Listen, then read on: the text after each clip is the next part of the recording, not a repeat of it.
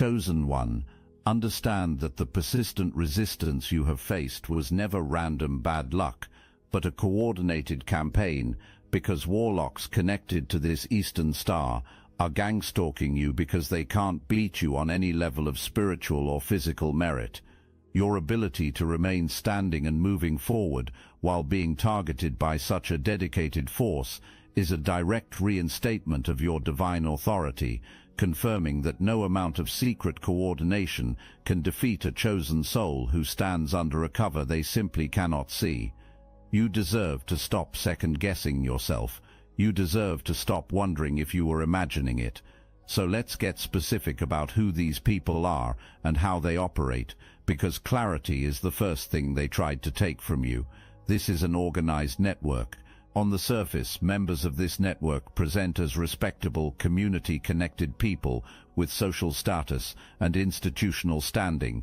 Underneath that surface, certain factions within this network practice methods specifically designed to identify, target, and drain people who carry genuine divine gifting.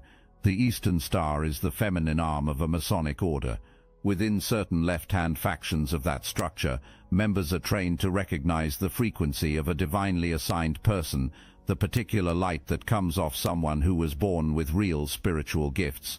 That light is not celebrated within these factions. It is treated as a resource to be harvested, and warlocks connected to these networks are enlisted to do the harvesting. Your name entered this operation not because of anything you did. You did not cross these people. You did not challenge them openly. You were targeted because of what you carry, your gifts, your frequency, your divine assignment, the thing in you that operates at a level their rituals cannot replicate, their money cannot buy, and their connections cannot manufacture. You made them feel exposed just by existing. Real power exposes counterfeit power, and instead of sitting with what that exposure revealed about themselves, they decided to eliminate the source. So they came organized, they came funded, and here is the detail I need you to hold. They came with absolute confidence. This network had a track record. They had run operations like this before.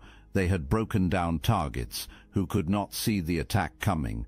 So when they looked at you, no visible organization, no public network backing you up, they were certain you were going to be easy. Here is what most people do not understand about how the Eastern Star structure operates in situations like this. These organizations carry institutional memory. Intelligence about targets gets passed down through membership. When a senior member marks someone as a threat, that mark travels. Newer members inherit the assignment without always knowing where the original order came from. So what came against you was not one person's grudge running on borrowed time. It was a coordinated relay, different people carrying the same assignment at different stages, some of them not even aware of the full origin of what they were participating in. That is why it felt like it was coming from multiple directions simultaneously, because it was. And every time one approach stopped producing results, the gangstalking phase kicked in. Multiple observers assigned to study your energy, monitor your responses, look for a crack in the coverage. The information was pooled, new methods were chosen, the operation continued. Every single time their approach stopped producing results, it was because of what was covering you. This is the part that explains the seasons of your life that never made sense. Receive it not as victimhood, but as intelligence. They started with your finances, freezer work, jar spells, methods designed to put your abundance in a holding pattern, not destroy it outright, but suppress it. The goal was to make you feel like you were working hard and getting nowhere, to create a spiritual ceiling over your financial life that you could push against indefinitely without ever breaking through. Then they moved to your intuition. This was deliberate and strategic. Your greatest protection has always been your ability to feel when something is wrong, that God-given discernment, the internal alarm, the knowing that lives in your gut. That discernment is what stood between you and their ability to operate undetected. If they could fog your perception, you would have no clear target to address. You would feel drained, confused, and stuck with no explanation, which is exactly how they needed you. Then they targeted your solar plexus, the energy center of your personal will, your drive, your fire. A chosen one disconnected from their drive is a chosen one standing still, and a chosen one standing still is far easier to bury. They wanted you to wake up flat every day, unmotivated, hollowed out, running on empty without understanding why. Beyond the energetic attacks, entities were assigned to attach to your field and drain you on a continuous cycle. Your image was buried in dark places. Your name was attached to contracts built on death energy, and the operation reached into your personal life through people connected to you, people inside your circle who had ties to this network that you could not see. Now here is something that needs to be named clearly about what the Eastern Star left-hand faction specifically deploys. Certain trained members are instructed in the practice of destiny interference. The goal is not simply to harm you. The goal is to push you so far out of your own assignment, through enough ridicule, enough confusion, enough spiritual pressure, that you disown the gifts yourself, that you conclude the calling was imagined, that you decide to walk away and go quiet. And here is the part that makes it sinister. Once you walk away, they move into the space you vacated. They step into the position that was always yours. They claim the light you generated as their own, except it does not belong to them. It was never built for them, and it crumbles under them. But the attempt is always made. They did not just want to stop you, they needed you to stop yourself. Hold that, because here is what it reveals about you. A chosen one who can be talked out of their assignment through pressure and persecution is not a chosen one. They are someone who had gifts. A chosen one who holds the line, who keeps moving despite the pressure, who refuses to abandon the assignment no matter how heavy the atmosphere gets. That is someone the divine actually placed here with a mission that matters. Your refusal to quit was not stubbornness. It was proof of your calling. If this touched your heart and mind, hype this video so more chosen ones can receive this message. Now here is something else you need to carry forward. Everything this network sent toward you had to land somewhere. Every entity conjured was a living force requiring a host. Every dark method deployed generated energy that, by the laws governing such things, must return to its source if it cannot complete its assignment. And it could not complete its assignment because of what was covering you, so all of it went back. Up to this point, you have been watching the enemy's operation from the outside. You have seen the strategy, the funding, the dark confidence, and the escalating methods. Now here is the element they did not account for, the thing that made every single piece of what they built collapse before it could land. They only know how to recognize power that moves through human structures, lodges, orders, degrees, hierarchy, funded networks, sworn memberships. That is their entire framework for understanding authority and cover. And they genuinely believed that someone standing outside all of those structures was standing unprotected. What was covering your life does not operate through any human structure. It was already in position before your enemies made their first move. It does not need a meeting to coordinate. It does not need a membership role to authenticate. It does not scramble reactively in response to the enemy's choices. It was there first and it will be there last. Your ancestors knew. The people who came before you, who survived things that should have broken them, who held something sacred across generations of pressure, who poured sacrifice into a lineage that eventually produced you, their investment in what you carry did not end when they transitioned. It intensified. They watched this operation being constructed. They were not passive observers. When something dark moved toward you, they moved toward it with precision and without hesitation. Look, you already know the attacks weren't random. And if you're paying attention, you can feel it. Their walls are closing in. You've also noticed something else. A lot of Chosen One channels on YouTube have gone quiet. Videos removed. Voices pushed off the platform. The mainstream media is cracking down on us, but we will not give up our voice. So let's talk about what we're doing about it. That's why I built Destiny Engine. And when you join, you're not just supporting your favorite channels, you're also fueling your own rise. It's a 360 win. It generates personalized sequences that help you rewire betrayal into transcendence, turn isolation into sacred power, and transform their downfall into your rise. We are using the Dark Elite's own weapons against them, taking their declassified consciousness technology that programmed competition and scarcity and repurposing it to serve cooperative intelligence. The beauty is, you don't even have to lift a finger. You put on the headphones, press play, and your subconscious is rewired, while your enemies collapse under the weight of their own lies. This is why I created it in the beginning, so everything they did to break you becomes fuel for your purpose.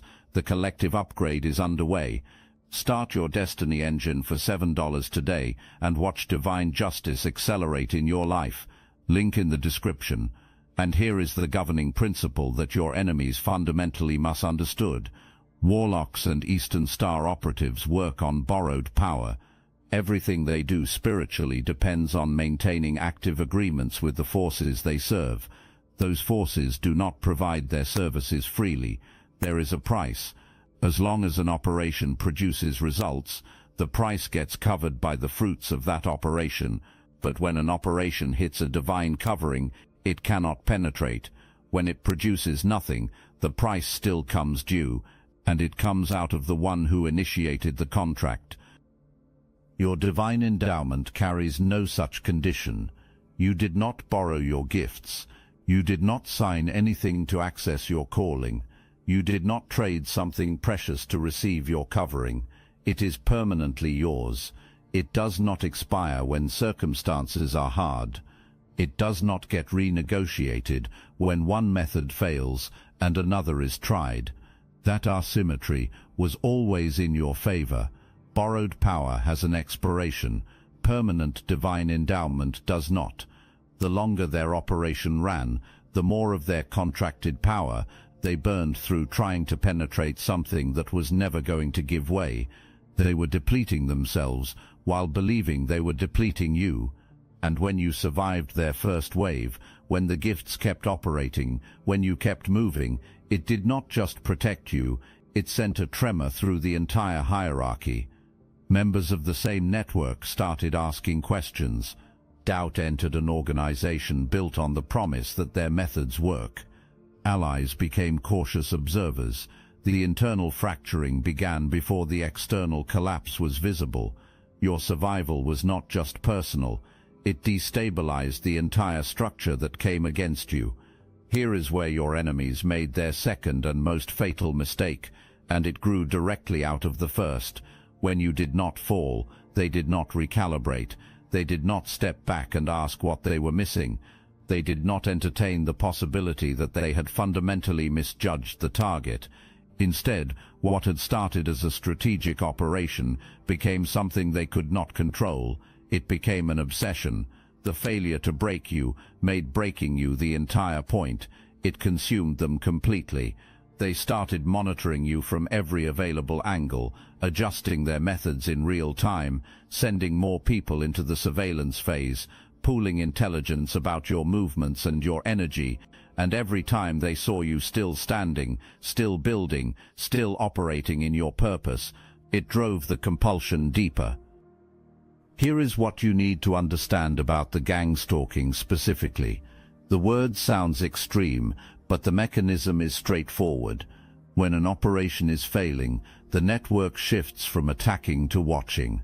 Multiple operatives are assigned to observe the target from different angles, some monitoring public activity, some attempting proximity through social connections, some focusing exclusively on spiritual energy to identify vulnerability windows. All of that intelligence feeds back to the center of the operation.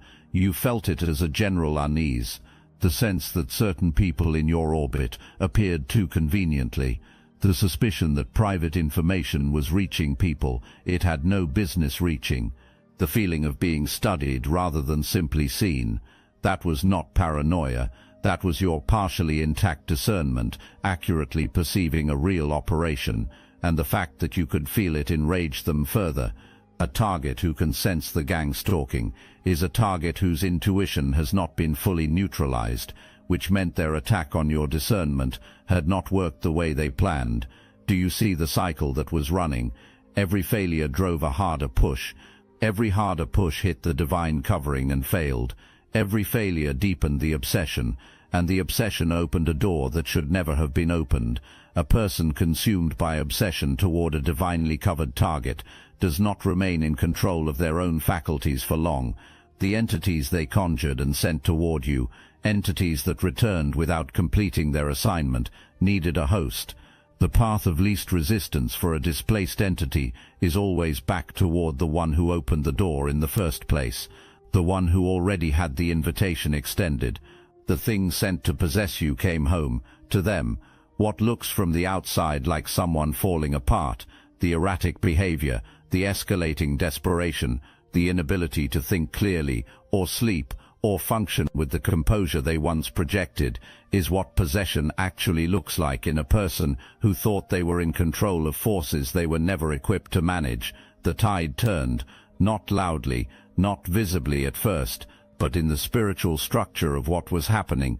The moment the obsession took over was the moment the operation began eating itself. Now here is what is actually happening in their world right now. Receive this clearly, not as cruelty, but as the documented consequence of a law that operates with complete consistency. The prestige image they maintained is unraveling. The elite positioning, the first-class social standing, the carefully curated reputation built on the promise of power and influence. People around them are beginning to feel the wrongness beneath the surface, and those people are quietly stepping back. The inner circle that once felt secure is thinning. Financially, the deterioration is real. The resources poured into dark methods against you generated no return, and the forces enlisted to carry out those methods have turned their collection efforts toward the one who hired them. Contracts entered in confidence are now being enforced against the person who signed them. Dark covenants do not offer grace periods. When results cannot be delivered, the terms of the agreement execute automatically and without mercy. Inside the network itself, the fallout is intensifying. The person who initiated this operation against you is being held responsible by the very members who once stood behind it. The organization that was supposed to be armor has become a tribunal. Blame is being assigned. Alliances are dissolving. People who participated are now creating distance while privately pointing fingers at the one who promised the operation would work. They cannot sleep. Their thoughts return to you constantly, not from love or regret, but from the dread of watching the karma close in while knowing exactly why it is happening. There is no confusion on their end about the cause. They know what they did. They know who they did it to. They know that what they are experiencing is the direct and precise consequence of the operation they chose to run. Some people connected to this operation have faced consequences that cannot be attributed to anything natural, and the person at the center is watching it unfold in real time, unable to reverse it, unable to buy their way out of it, unable to call in a favor that makes it stop. Remember the confidence they carried at the start, the certainty that you were an easy target, the celebration before a single move was made. That confidence is now the sharpest part of the consequence, because it was performed publicly. Promises were made to other members. The outcome was declared in advance. And now every person who heard those promises is watching the opposite unfold. Pride genuinely does go before the fall, and the height of the pride determines the depth of the fall. They built their certainty very high. You can calculate the rest. When a dark operation is launched against a divinely covered person and fails completely, the energy does not simply dissolve. The resources poured into that operation, the spiritual investment, the wealth spent, the power borrowed and deployed, have to go somewhere. By the governing principle of divine economy, the return flows toward the one the investment was targeting.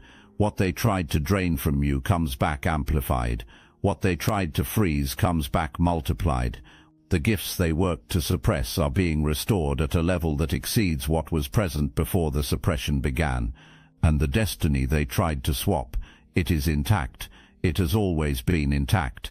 It was written for you before they existed. They never had access to it. They only had the delusion that they did. Here is the specific mechanism behind this. Every time a spell designed to block your finances hit the divine covering on your life and failed, the dark force that was contracted to execute the work still required payment. The operation produced nothing, but the fee remained due. That fee came out of the person who commissioned it. Every failed entity deployment, every bounced curse, every covenant entered to secure your downfall and left unfulfilled, each one extracted from the one who initiated it. They were paying for attacks that never landed, and the bill compounded every time they escalated rather than stopped. Your gifts were never theirs to take, your calling was never theirs to claim, your abundance was never theirs to freeze, and the spiritual system that governs these things settles accounts completely, without negotiation, without exception. You are not just surviving what they did, you are inheriting the return on everything they spent trying to stop you. Stop here. Look at yourself honestly for a moment. Everything that was deployed against you, the scale of it, the organization behind it, the resources committed to it, the sustained effort over an extended period, that entire inventory is a description of your significance. Your enemies gave you the most detailed accounting of your own importance that you could ever receive. They did not intend it that way, but that is what it is. Ordinary people do not attract coordinated Eastern Star and Masonic involvement. People without meaningful assignments do not warrant warlock networks and entity work and sustained gangstalking over extended periods. That level of organized opposition is reserved for people whose purpose represents a genuine threat to what the darkness needs to maintain. You are a genuine threat to the darkness, not because you are aggressive or combative, because the light you carry exposes what the darkness depends on keeping hidden. Your gifts, when operating at full capacity, help other people see clearly, move freely, and access something real. The spread of genuine light through genuinely gifted people is the thing the darkness most needs to prevent, and it could not prevent yours. You were born gifted. That is not a compliment. It is a structural fact about your design. There are people who enter this world already marked, already carrying a frequency that does not need to be earned or purchased or initiated into. The divine covering that comes with that kind of assignment cannot be penetrated by contracted dark forces, because the covering was established by something that operates above the level where contracted dark forces have any authority. Your enemies were operating at one level. Your covering was established at a completely different level. They could not see the ceiling above their own reach, and they spent everything they had trying to break through it. You were not born for the attack. You were born for the assignment that made the attack inevitable. The divine has been maintaining your coverage, not because you are without flaw, but because what you are here to do is necessary, and necessary assignments do not get abandoned, because an organized opposition wishes they would.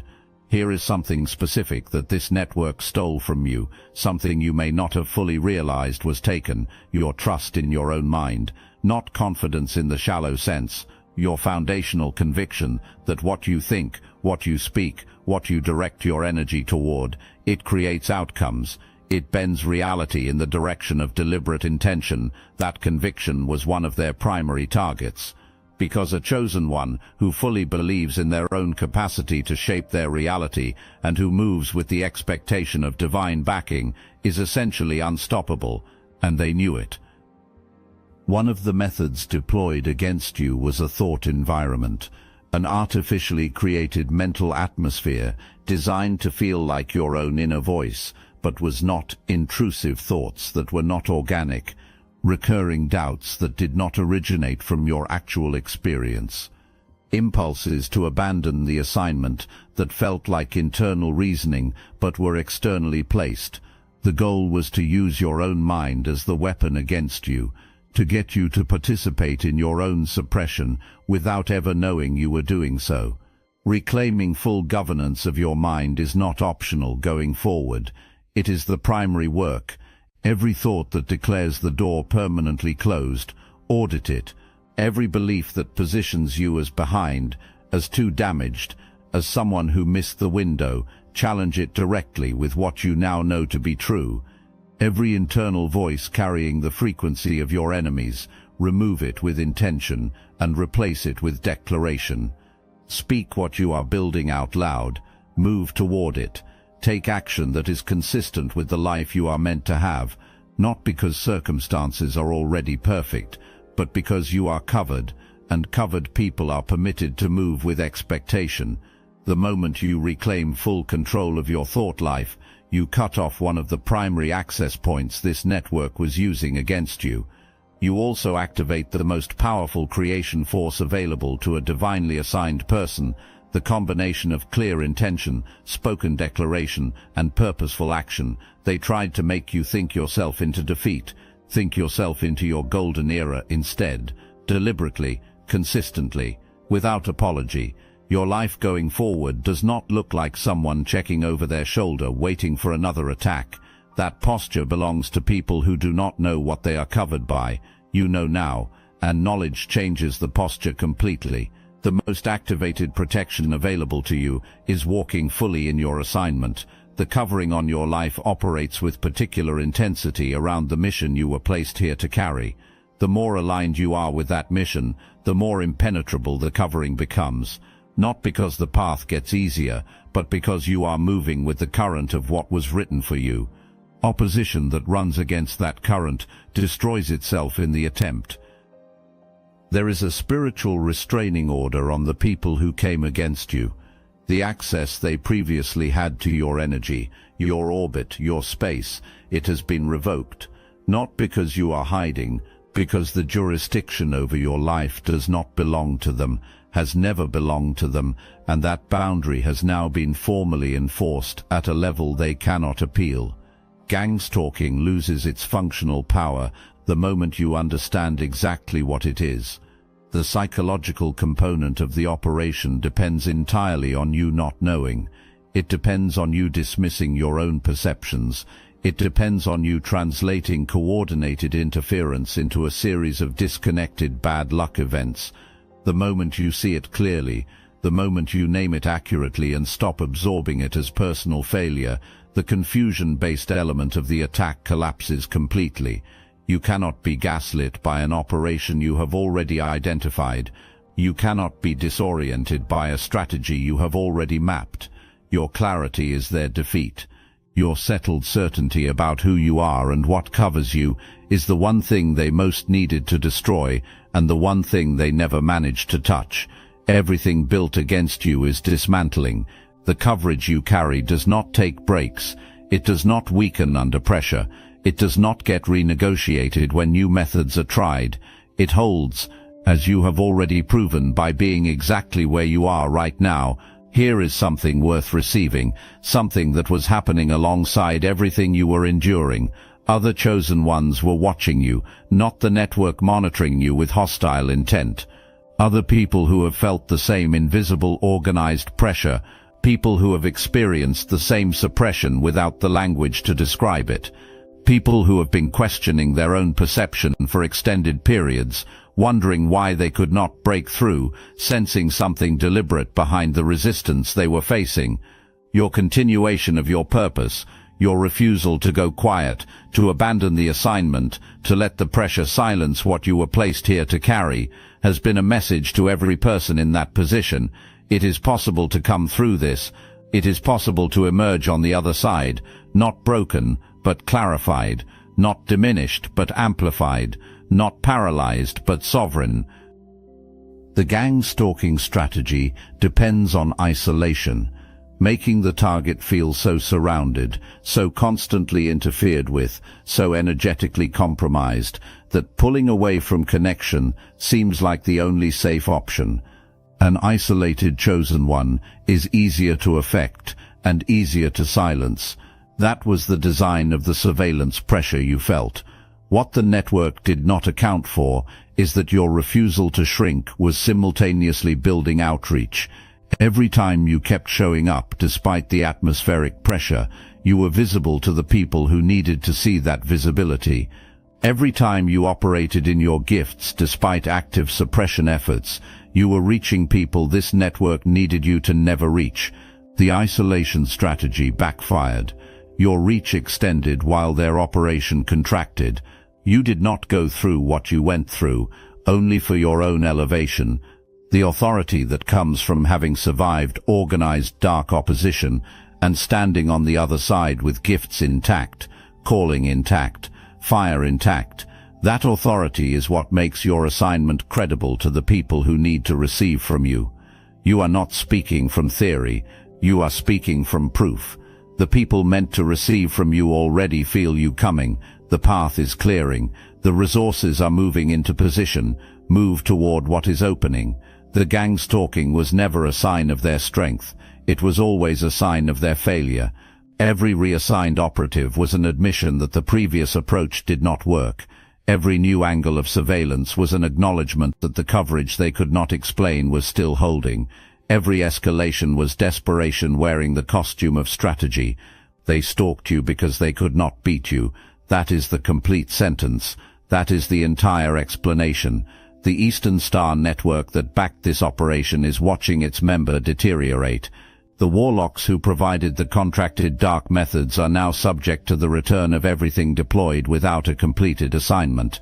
The people recruited into the surveillance phase are carrying energy that is not theirs and do not fully understand what attached to them when they agreed to participate. The operation is in collapse from its center outward, touching every level of the hierarchy that was involved. Divine justice is thorough. It does not leave loose ends. It does not settle partial accounts. Every piece of what was built against you will be completely dismantled, not because you demanded it, because that is how the governing principle operates when borrowed power is used against permanent divine endowment. The power covering your life speaks a language your enemies were never equipped to hear. It does not announce itself through titles or degrees or sworn memberships. It moves through provision, appearing from unexpected directions, through protection, operating without announcement, through karma, moving quietly and completely, touching everything that warrants contact, through abundance flowing in despite every artificial ceiling constructed to suppress it. That power was present when your finances were tight. It was present when your intuition felt foggy.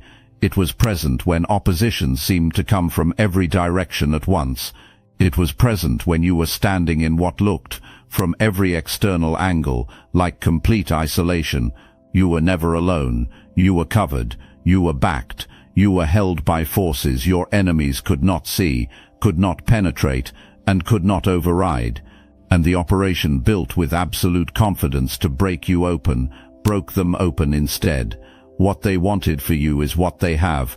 That is not a declaration of vengeance. It is a description of a law. What you send toward people seeks you in return. They sent drought. They are living it. They sent confusion. They cannot think clearly. They sent destruction. They are watching their own structures fall. They wanted your destiny. They are losing everything they built while chasing it. And you are walking into your golden era. Not eventually. The shift has already happened in the architecture of things. The natural world is simply catching up to what the spiritual has already settled. The abundance is in motion. The gifts are fully operational. The connections that were blocked are clearing. The opportunities that were suppressed are now surfacing. The vault never cracked. It never surrendered what was inside it. Not to entity work, not to covenants, not to the sustained, organized, Eastern Star and Warlock connected operation aimed at a single divinely assigned target, because you cannot crack something the divine built to hold. You are the vault, and the chosen one who lives inside it has never been more whole, more clear, more fortified, or more ready to step into everything this assignment has always been moving toward. They connected, they conspired, they gangstalked, they watched, they tried every angle, they failed at every angle, and they are now sitting in the ruin of everything they built, while you are still here, still called, still covered, still walking forward. They cannot beat you, they never could. They brought borrowed power to a fight that was already decided by something permanent. Walk like it, build like it, speak like it. The whole universe already knows the outcome. All praise is due to the Most High. Peace.